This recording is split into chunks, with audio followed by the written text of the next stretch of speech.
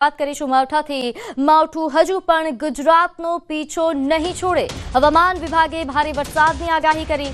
સૌરાષ્ટ્ર અને દક્ષિણ ગુજરાતમાં ભારે વરસાદની આગાહી। વરસાદ હજુ પણ ધડબડાટી બોલાવશે। ભારે વરસાદ સાથે થંડરસ્ટોર્મ એક્ટિવિટી રહેશે। 55 થી 65 કિલોમીટર પ્રતિ કલાકની ઝડપે પવન ફૂંકાઈ શકે છે। સાથે માછીમારોને દરિયો ન ખેડવા માટે સૂચના અપાઈ છે। પોર્ટ પર 3 નંબરનું સિગ્નલ હજુ યથાવત। તો માવઠું હજુ પણ ગુજરાતીઓનો પીછો નહીં છોડે। માવઠાની અસર હજુ પણ વર્તાઈ રહી છે। ગત રાત્રિથી રાજ્યભરમાં વરસાદી માહોલ જામ્યો છે। ખાસ કરીને સૌરાષ્ટ્ર અને દક્ષિણ ગુજરાતમાં ભારે વરસાદની પરિસ્થિતિ રહી। તો મધ્ય ગુજરાતમાં પણ વરસાદી માહોલ જોવા મળ્યો। તો વરસાદ હજુ પણ ખેડૂતોને પરેશાન કરશે। હજુ પણ ભારે તબાહી આ વરસાદ લાવી શકે છે। 3 દિવસ સુધી વરસાદની આગાહી હવામાન વિભાગ દ્વારા કરવામાં આવી છે। સાથે થંડરસ્ટોર્મ એક્ટિવિટીની પણ આગાહી છે। આ ઉપરાંત 55 થી 65 કિલોમીટર પ્રતિ કલાકની ઝડપે પવન ફૂંકાશે।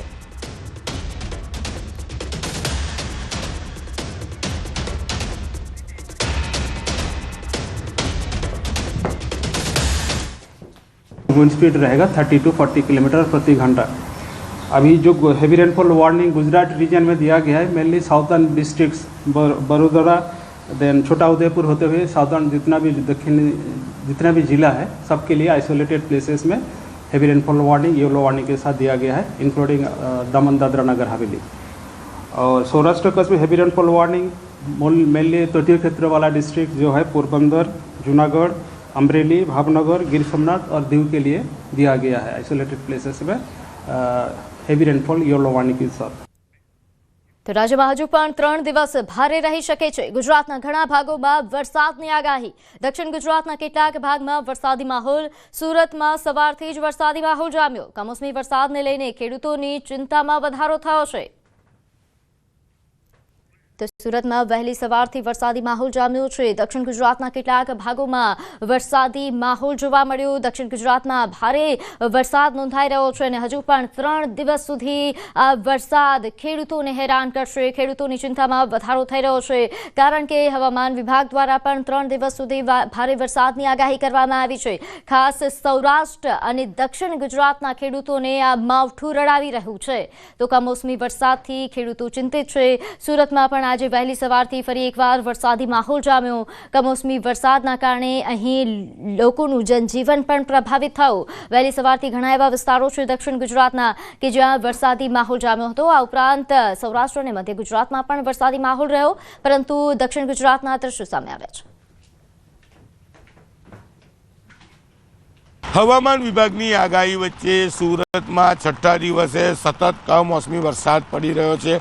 દ્રશ્ય જોઈ શકાય છે જે રીતે હવામાન વિભાગની આગાહી વચ્ચે સુરતમાં કાળા ડિબાંગ વાદળો વચ્ચે વરસાદ વરસી રહ્યો છે। ચોક્કસ સુરતના લોકોને બફારો અને ગરમીથી મોટા અંશે રાહત મળી છે।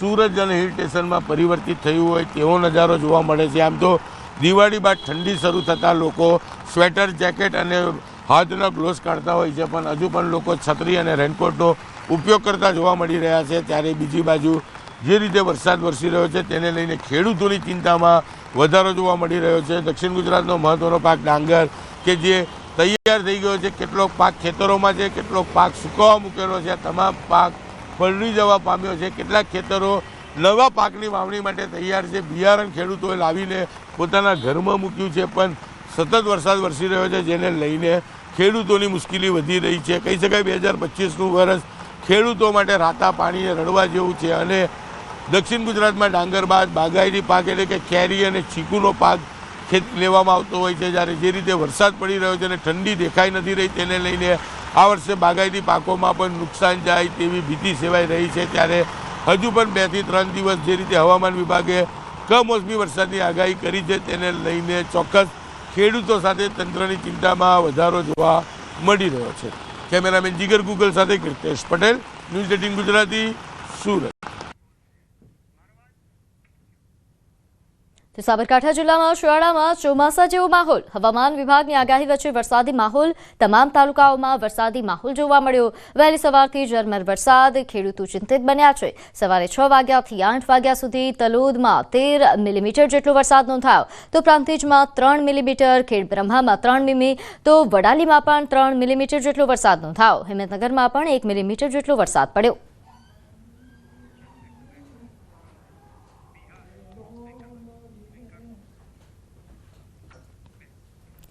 આગળ વાત કરીએ બિહારના છપરામાં ચક્રવાત મોન્થાના કારણે પડેલા વરસાદને લઈને શહેરમાં વરસાદી પાણી ભરાયા. છપરામાં ગત દિવસમાં પડેલા ભારે વરસાદના કારણે શહેર પાણીથી ભરાઈ ગયું હતું. 1 અઠવાડિયાના પ્રયાસો બાદ શહેરમાંથી પાણી કાઢી નાખવામાં આવ્યું, પરંતુ હવે ચક્રવાત મોન્થાએ ફરી એકવાર આવી જ પરિસ્થિતિ ઊભી કરી છે. સવારથી શરૂ થયેલા ભારે વરસાદના કારણે શહેરના રહેણાંક વિસ્તારોમાં પાણી ભરાઈ ગયા છે. વરસાદના કારણે લોકો માટે રોજગાર ધંધા પર જવું મુશ્કેલ બન્યું.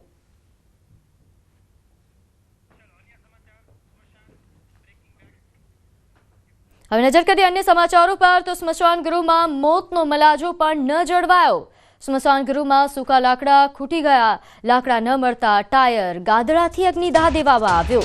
અમદાવાદના ઓઢવમાં હચમચાવી નાખતો બનાવ. ઓઢવ સ્મશાન ગૃહમાં મોતનો મલાજો ન જળવાયો. અમદાવાદ મ્યુનિસિપલ કોર્પોરેશનની માનવતા જાણે મરી પરવારી છે. અંતિમ વિધિ માટે ટાયરો અને ગોદડાનો ઉપયોગ કરવો પડ્યો. ઓઢવ સ્મશાન ગૃહમાં સૂકા લાકડા ખૂટી પડ્યા અને લાકડા ન મળતા ટાયરોથી અગ્નિદાહ આપવો પડ્યો. સ્વજનોની મજબૂરી. મૃતદેહને અગ્નિદાહ માટે ટાયર અને ગાદડાનો તેમણે ઉપયોગ કરવો પડ્યો. ઓઢવ સ્મશાન ગૃહમાં મૃતકની અંતિમ વિધિ માટે આવેલા સ્વજન હિતેશ માળીએ અમદાવાદ મ્યુનિસિપલ કોર્પોરેશન પર રોષ ઠાલવ્યો. ટાયર ગોદડાથી અગ્નિદાહ આપતા 4 કલાક જેટલો સમય અંતિમ વિધિ માટે થયો. લાકડા ન મળતા આખરે ટાયર અને ગોદડું રાખીને અંતિમ વિધિ કરવામાં આવી.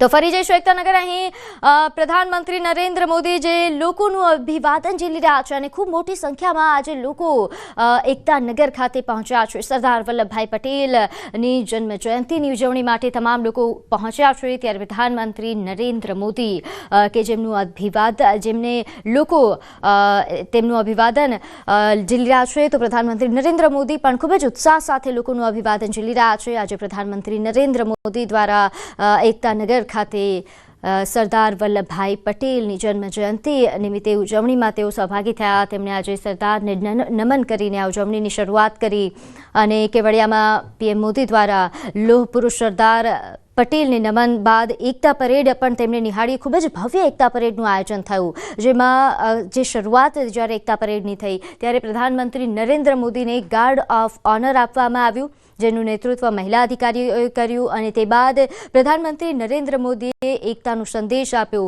એકતાનો શપથ એ તમામ લોકોને તેમણે લેવડાવ્યા અને આ શપથ ગ્રહણ કર્યા બાદ તમામ લોકોએ એકતા પરેડ નિહાળી. તો આજે લોખંડી પુરુષ સરદાર વલ્લભભાઈ પટેલની 150મી જન્મ જયંતિની દેશભરમાં ઉજવણી.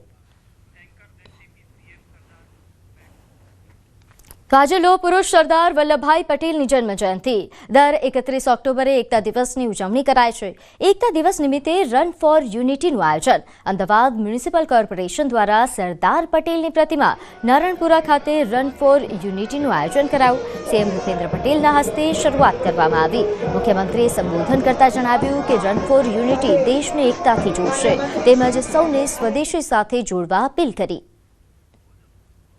તો મુખ્યમંત્રી રન ફોર યુનિટીના આયોજન દરમિયાન ઉપસ્થિત રહ્યા. નોંધે છે કે આજે લોહ પુરુષ સરદાર વલ્લભભાઈ પટેલની જન્મ જયંતિ, જેને આપણે રાષ્ટ્રીય એકતા દિવસ તરીકે ઉજવીએ છીએ, તે દિવસ દરમિયાન રાજ્યભરમાં દેશભરમાં રન ફોર યુનિટી માટે આયોજન થતું હોય છે. ત્યારે અમદાવાદમાં પણ વિશેષ આયોજન કરવામાં આવ્યું, જેમાં મુખ્યમંત્રી ભૂપેન્દ્ર પટેલ દ્વારા રન ફોર યુનિટી કે જેનો પ્રારંભ કરાવવામાં આવ્યો. ત્યારે મુખ્યમંત્રી ભૂપેન્દ્ર પટેલ કે જેમણે એકતાના શપથ પણ સૌ પાસે લેવડાવ્યા અને એ બાદ રન ફોર યુનિટી કે જેમને દેશને એકતાથી જોડશે તેવો વિશ્વાસ વ્યક્ત કર્યો. તેમણે કહ્યું કે સૌને સ્વદેશી સાથે જોડવા માટે પણ તેમણે અપીલ કરી. તો નારણપુરા ખાતે રન ફોર યુનિટીનું વિશેષ આયોજન, ખૂબ મોટી સંખ્યામાં રન ફોર યુનિટીમાં લોકો જોડાયા. સરદાર સાહેબને આદરપૂર્વક યાદ કરીને આપણે સૌ પ્રતિજ્ઞા લઈએ કે જ્યાં હોઈએ ત્યાંથી દેશની એકતાનો અખંડિતતાનો સંદેશ આત્મસાત કરીશ. વિકસિત ભારત 2047 સૌ એક બનીને સાકાર કરીશું. તો આજે સરદાર પટેલની 150મી જન્મજયંતિ નિમિત્તે ગાંધીનગર સેન્ટ્રલ વિસ્ટાથી રન ફોર યુનિટીનું આયોજન કરાયું, જેનું નાયબ મુખ્યમંત્રી હર્ષ સંઘવીએ પ્રસ્થાન કરાવ્યું. સરદાર પટેલના સેવા સમર્પણ એકતાનો સંદેશ આપ્યો. ગાંધીનગર મહાનગરપાલિકા અને જિલ્લા વહીવટીતંત્ર દ્વારા આયોજન કરવામાં આવ્યું.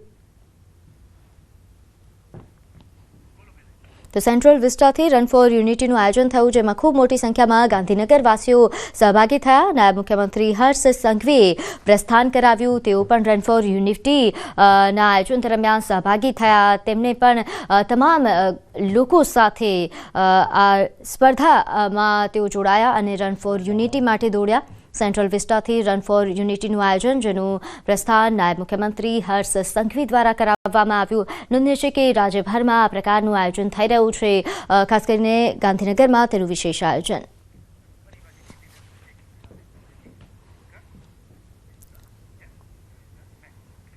સમાચારમાં આગળ વાત કરીએ. સ્મશાન ગૃહમાં મોતનો મલાજો પણ ન જળવાયો. સ્મશાન ગૃહમાં સૂકા લાકડા ખૂટી ગયા. લાકડા ન મળતા ટાયર અને ગોદડાથી અગ્નિદાહ આપવામાં આવ્યો. અમદાવાદના ઓઢવમાં હચમચાવી નાખતો બનાવ સામે આવ્યો છે. ઓઢવ સ્મશાન ગૃહમાં મોતનો મલાજો ન જળવાયો. અમદાવાદ મ્યુનિસિપલ કોર્પોરેશનની માનવતા જાણે મરી પરવારી છે. અંતિમ વિધિ માટે ટાયરો અને ગોદડાઓનો ઉપયોગ કરવો પડ્યો. ઓઢવ સ્મશાન ગૃહમાં સૂકા લાકડા ખૂટી પડ્યા હતા, જેના કારણે આ પ્રકારે અગ્નિદાહ આપવામાં આવ્યો. સ્વજનોની મજબૂરી રહી અને તેમને મૃતદેહને અગ્નિદાહ માટે ટાયર અને ગોદડાનો ઉપયોગ કરવો પડ્યો. ઓઢવ સ્મશાન ગૃહના દ્રશ્યો છે, જ્યાં મૃતકની અંતિમ વિધિ માટે આવેલા સ્વજન હિતેશ માળીએ અમદાવાદ મ્યુનિસિપલ કોર્પોરેશન પર રોષ ઠાલવ્યો. ટાયર અને ગોદડાથી અગ્નિદાહ આપતા 4 કલાક જેટલો સમય અંતિમ વિધિ માટે થયો. લાકડા ન મળતા આખરે ટાયર અને ગોદડું નાખીને અંતિમ વિધિ કરાઈ. પરિવારજનોએ અમદાવાદ મ્યુનિસિપલ કોર્પોરેશનના CCRSમાં પણ ફરિયાદ કરી છે. તો આ દ્રશ્યો છે અમદાવાદ મ્યુનિસિપલ કોર્પોરેશન, કે જેની માનવતા જાણે મરી પરવારી છે. અહીં મોતનો મલાજો પણ નથી જળવાતો, તેવા પ્રકારના દ્રશ્યો. નોંધે છે કે શું અમદાવાદ મ્યુનિસિપલ કોર્પોરેશનના સત્તાધીશો આ મામલે જવાબ આપશે? સ્મશાન ગૃહમાં કે જ્યાં લાકડા ખૂટી પડે એ ખૂબ મોટી બેદરકારી, ખૂબ મોટી ગંભીર બેદરકારી કહી શકાય. નોંધે છે કે ઓઢવ ખાતે આ પ્રકારની ઘટના બની. તો આ દ્રશ્યો આપ જોઈ રહ્યા છો. સ્વજનોની મજબૂરી કે તેમણે ટાયર અને ગોદડા નાખીને અંતિમ વિધિ એ પૂર્ણ કરવી પડી. અહીં ઓઢવ સ્મશાન ગૃહમાં મૃતકની અંતિમ વિધિ કરવા માટે સ્વજનોએ આ પ્રકારનો ઉપયોગ કર્યો.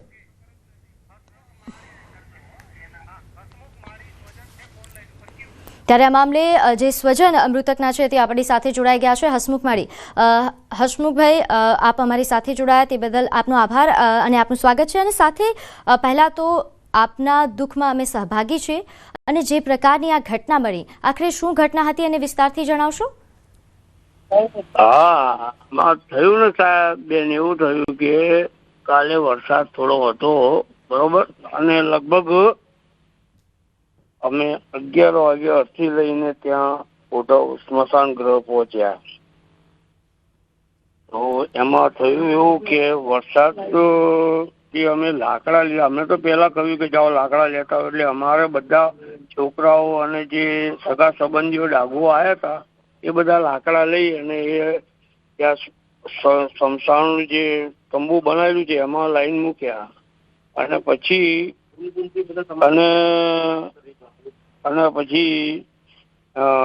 લાકડા જોઈએ તો એકદમ ભીના બહાર પડેલા.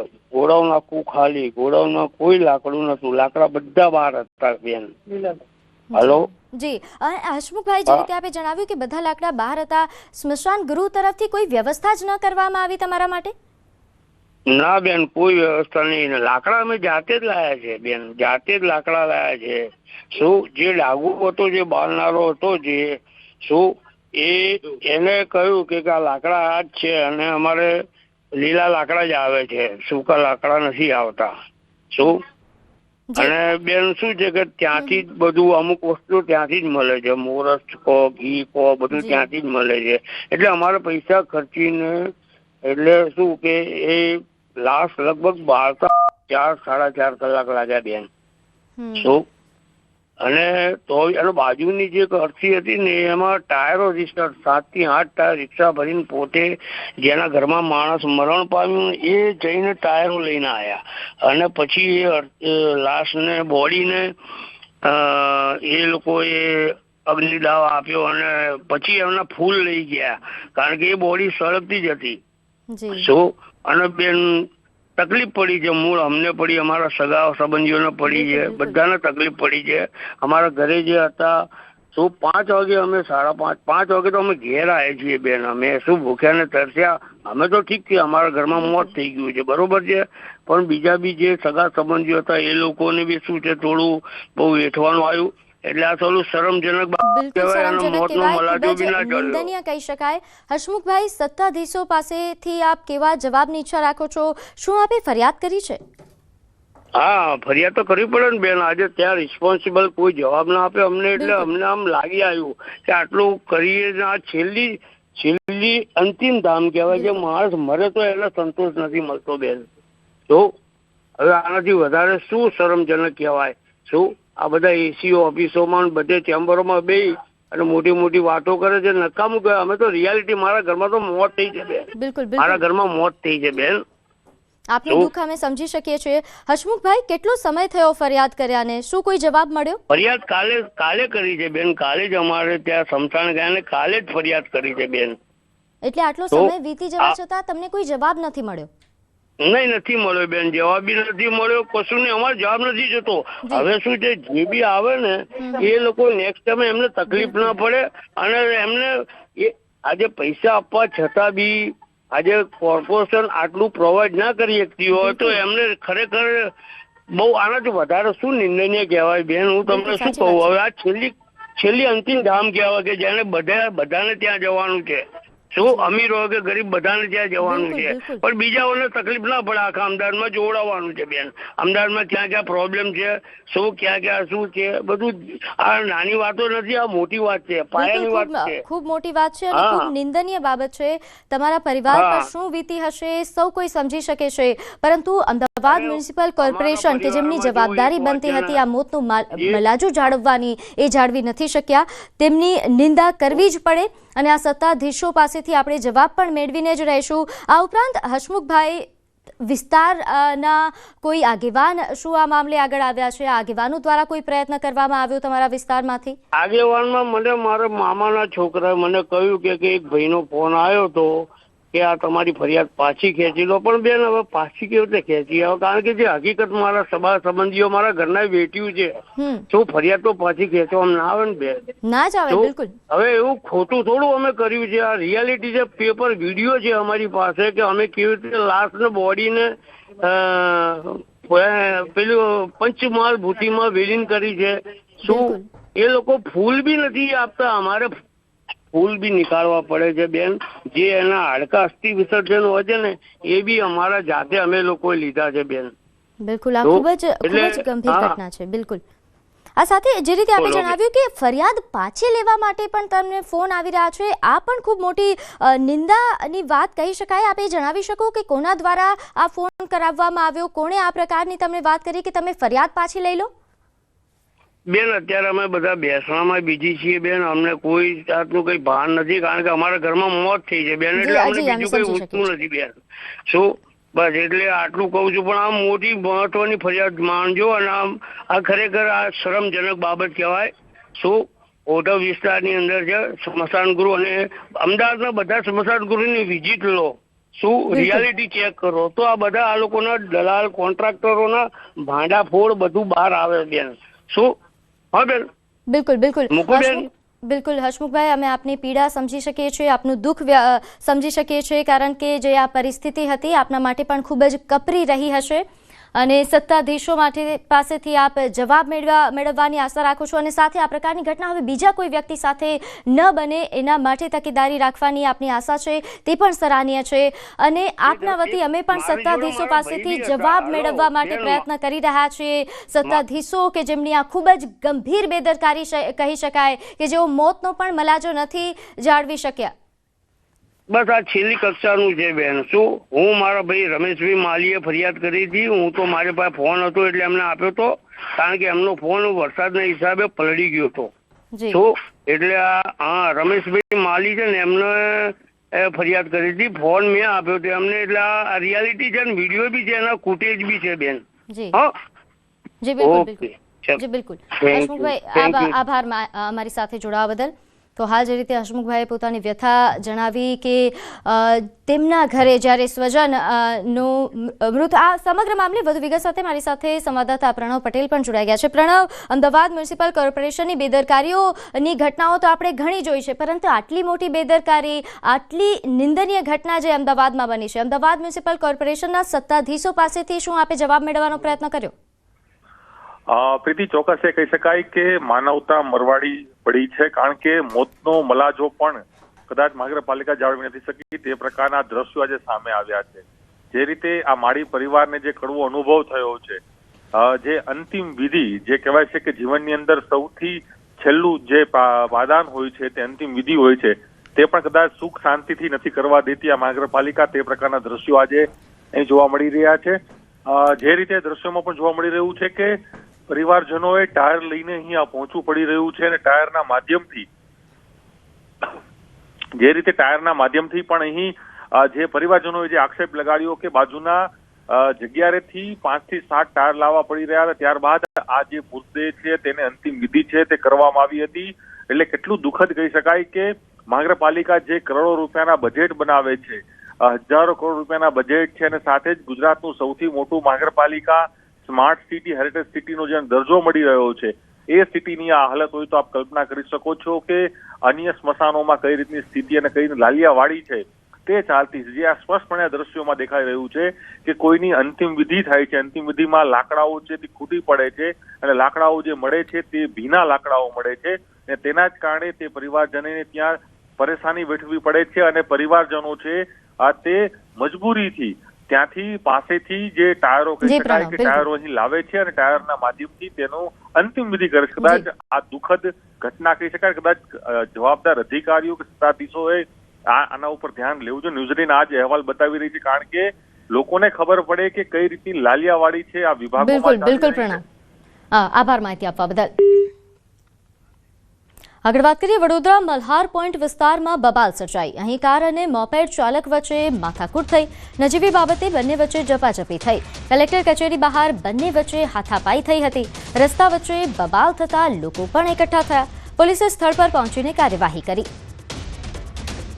તો વડોદરામાં બોલાચાલી બાદ બંને વચ્ચે હાથાપાઈ થઈ, જેને લઈને વધુ વિગત સાથે મારી સાથે સંવાદદાતા હાર્દિક જોડાઈ ગયા છે. હાર્દિક, આ મામલે શું વધુ અપડેટ? બિલકુલ, જો અપડેટની વાત કરીએ તો પોલીસે સમાધાનની પ્રક્રિયા જે છે તે હાથ ધરી છે, અને ખાસ કરીને વડોદરા શહેરની વાત કરીએ તો ઘટનાઓ દિવસે ને દિવસે વધી રહી છે. કાયદો વ્યવસ્થાનો કોઈ જાતનો ડર નથી નાગરિકોને, એમ લાગી રહ્યું છે, કારણ કે આ ઘટના પરથી તમને અંદાજો આવી જશે કે કાર અને મોપેડ ચાલક જે છે તેઓ નજીક બોલાચાલી કરે છે, અને ત્યારબાદ મામલો આખો જે છે તે હાથાપાઈ સુધી પહોંચી જાય છે. વડોદરા કલેક્ટર કચેરીની બિલકુલ બહાર જ છોટા હાથની મારામારીના દ્રશ્યો જે છે તે સર્જાયા હતા. જે રાહદારીઓ છે તેઓ વચ્ચે પડ્યા હતા, તેમને મધ્યસ્થી કરાવી હતી, પરંતુ બંને જે વાહન ચાલકો છે તેઓ કોઈને ગાંઠતા ન હતા. એના કારણે આજે આખરે પોલીસને બોલાવવી પડી હતી, અને ત્યારબાદ પોલીસે બંને વચ્ચે સમજાવટ કરાવીને આગળની કાર્યવાહી જે છે તે હાથ ધરી છે. બિલકુલ, આભાર માહિતી આપવા બદલ. રાજકોટમાં ગેંગવોરના આરોપીઓની હવે ખેર નથી. આરોપીઓના ગેરકાયદેસર બાંધકામો પર બુલડોઝર ફરશે. મુર્ગા ગેંગ અને પેન્ડા ગેંગના કુખ્યાતો સામે કડક પગલાં. જૂના ગુનામાં જામીન કેન્સલેશનની પ્રક્રિયા હાથ ધરાશે. તો આરોપીઓ હથિયાર ક્યાંથી લાવ્યા તે અંગે પણ તપાસ શરૂ કરાઈ છે. તો રાજકોટમાં થયેલી ગેંગવોર મામલે આ મહત્વના સમાચાર. હવે આ આરોપીઓની ખેર નથી, તેમના બાંધકામો પર બુલડોઝર ફરશે. આ ઉપરાંત તેઓ હથિયાર ક્યાંથી લાવ્યા તે અંગે પણ તપાસ શરૂ કરવામાં આવી છે. સાથે તેમના પર થયેલા જૂના ગુનામાં પણ જામીન કેન્સલેશનની પ્રક્રિયા હાથ ધરાશે. મુર્ગા ગેંગ અને પેન્ડા ગેંગ કે જેમની વચ્ચે ગેંગવોર સર્જાઈ હતી, ફાયરિંગની જે ઘટના બની હતી, સામસામે ફાયરિંગ કરવામાં આવ્યું, તે મામલે આ મહત્વના સમાચાર.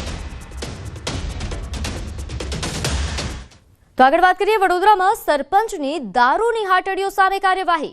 સાવલી તાલુકાના તુલસીપુરા ગામના સરપંચની પહેલ. ગામની મહિલાઓને સાથે રાખીને તેમણે મિશન પરાક્રમ શરૂ કર્યું. દેશી દારૂ ગાળવાની ભઠ્ઠીઓ પર રેડ કરી સરપંચે દેશી દારૂની હાટડીઓ પર તવાઈ બોલાવી. મહિલાઓએ દારૂનો અડ્ડો ચલાવતા લોકો સામે લાલ આંખ કરી. સરપંચે જિલ્લા પોલીસની પોલ ખોલતું આ કેમ્પેઇન શરૂ કર્યું. સરપંચે સોશિયલ મીડિયા પર પણ આ વિડીયો શેર કર્યો છે અને પોલીસની પોલ ખોલી દીધી છે.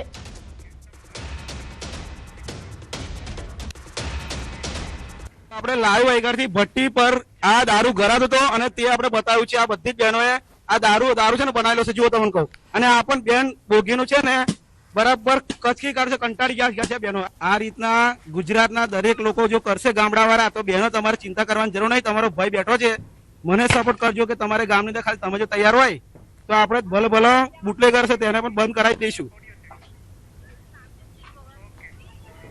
તો આ સામે ભઠ્ઠી હતી, સામે બતાવો. ને આ બેન જો આર્ય ભાઈ, આ ભાઈ આવો એક મિનિટ. આ ભાઈ તમે ગારો છો દારૂ ક્યાં? ત્યારે આ મામલે વધુ વિગત સાથે મારી સાથે સંવાદદાતા હાર્દિક જોડાઈ ગયા છે. હાર્દિક, આજે સરપંચ કે જેમણે દારૂની હાટડીઓ સામે તવાઈ બોલાવી છે તેમના વિશે વિગત આપશો, અને સાથે સાથે અહીં પોલીસની કામગીરી પર ઘણા સવાલો ઉઠી રહ્યા છે. બિલકુલ થી જો આ સરપંચની આ જે પહેલ છે એ જોઈને ખરેખર તો જિલ્લા પોલીસના જે બાહોશ અને જાબાઝ કહેવાતા જે અધિકારીઓ છે તેમને ઢાંકણીમાં પાણી લઈને ડૂબી મરવું જોઈએ. કારણ કે તમે એક અંદાજો લગાવો કે સાવલી તાલુકામાં કઈ હદે દેશી દારૂની હાટડીઓ ચાલતી હશે કે સરપંચની સાથે સાથે જે ગામની મહિલાઓ તેમને આખરે પોલીસનું કામ કરવું પડ્યું છે. ખરેખર આ સમાજ માટે અને પોલીસ વિભાગ માટે ખૂબ જ શરમજનક ઘટના કહી શકાય. સરપંચે સોશિયલ મીડિયામાં કેમ્પેન શરૂ કર્યું છે અને કેમ્પેન થકી જે નાગરિકો છે તેમને જાગૃત કરવાનો, ઉજાગર કરવાનો પ્રયત્ન જે છે તે સરપંચ કરી રહ્યા છે. મિશન પરાક્રમ અંતર્ગત એક કેમ્પેન શરૂ કરાયું, જેમાં આ સરપંચ છે તેમના દ્વારા ગામની મહિલાઓ જે છે તેમને સાથે રાખવામાં આવી અને જે દેશી દારૂની હાટડીઓ સાવલી તાલુકાના અલગ અલગ ગામોમાં ચાલે છે ત્યાં રોજે રોજ દરોડા જે છે તે આ ટીમ જે છે તેમના દ્વારા પાડવામાં આવે છે અને ત્યારબાદ આખી જે તેમનો દરોડા હોય છે તેનો આખો વિડીયો બનાવીને સોશિયલ મીડિયા પર અપલોડ જે છે તે કરવામાં આવે છે. ઉલ્લેખનીય બાબત છે કે સરપંચ ઘણા દિવસોથી આ કેમ્પેન ચલાવી રહ્યા છે, પરંતુ દાખલો બેસે પ્રકારની કોઈ પણ જાતની કાર્યવાહી જે છે તે જિલ્લા પોલીસ દ્વારા કરવામાં નથી આવી. એના કારણે અનેક સવાલો જે છે તે ઉઠવા પામી રહ્યા છે. ત્યારે આ જે મિશન પરાક્રમ છે તેને સાવલી પોલીસ એટલે કે જે સ્થાનિક પોલીસ છે તેની કામગીરી પર પણ અનેક સવાલો જે છે તે ઉભા કર્યા છે. બિલકુલ હાર્દિક, આભાર માહિતી આપવા બદલ. અમદાવાદના સોલા વિસ્તારમાં પોલીસે ગેરકાયદેસર રીતે વસવાટ કરતી 17 બાંગ્લાદેશી મહિલાઓની ધરપકડ કરી. તપાસમાં જાણવા મળ્યું કે ઘણી મહિલાઓ 4 વર્ષથી રહેતી હતી તો ઘણી 10 દિવસ પહેલા જ આવી હતી અને બાંગ્લાદેશમાંથી એજન્ટ મારફતે માત્ર 5,000 રૂપિયામાં પ્રવેશ મેળવ્યો હતો. પોલીસને તેમની પાસેથી બાંગ્લાદેશી ઓળખપત્ર મળી આવ્યા છે. સાથે જ IMO નામની મોબાઈલ એપ્લિકેશન પણ મળી આવી છે, જેના થકી તેઓ બાંગ્લાદેશના સંપર્કમાં રહેતા હતા. તેમને લાવનારા એજન્ટો અને મકાન ભાડે આપનાર માલિકો સામે પણ કાર્યવાહી શરૂ થઈ. તો ગેરકાયદેસર વસવાટ મામલે આ મોટી કાર્યવાહી, ભાડે મકાન આપનાર માલિકો સામે પણ કાર્યવાહી કરાઈ છે. આ 17 જેટલી બાંગ્લાદેશી મહિલાઓ જે ગેરકાયદેસર તેમને પ્રવેશ મેળવ્યો. 17 જેટલી બાંગ્લાદેશની રહેવાસી જે મહિલાઓ જે છે એ મળી આવેલી હતી. એટલે સોલા પોલીસ સ્ટેશનના મહિલા કર્મચારી તેમજ આ બધાને સાથે રાખી એકબીજાને પૂછપરછ કરી અને વિશ્વાસમાં લીધેલા હતા. તો આમની પાસેથી પૂછપરછ દરમિયાન બાંગ્લાદેશની અંદર પોતાના ઓળખ કાર્ડના દસ્તાવેજી માહિતી મળી આવેલી હતી અને એવી હકીકત પણ જણાયેલી હતી કે જે આશરે 10 દિવસથી અમુક આવેલા હતા, તેમજ અમુક જે છે એક વ્યક્તિ તો 4 વર્ષથી અહીંયા અમદાવાદ શહેરની અંદર ગેરકાયદેસર રહેતા હોવાની હકીકત જાણવા મળેલી. અને આ એક સોશિયલ મીડિયાની એક IMO એપ્લિકેશન જે ખાસ કરીને આપણે બાંગ્લાદેશની અંદર વધારે પ્રચલિત છે, એના દ્વારા આ બધા એકબીજાના સંપર્કમાં રહી અને માહિતીની આપ લે કરેલ હોવાની એવી પ્રાથમિક દ્રષ્ટિએ હકીકત મળી આવેલી હતી.